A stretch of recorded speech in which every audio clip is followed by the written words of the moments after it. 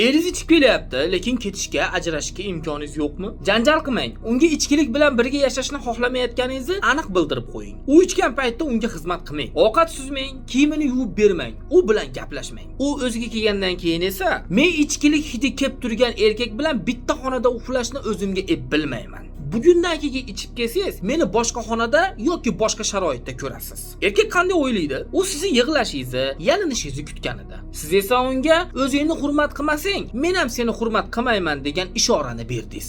Ya'ni uni erkaklik hududiga zarba berdingiz. Siz uydan ketmadingiz, lekin eringiz uchun qulaylik zonasini yo'q qildingiz.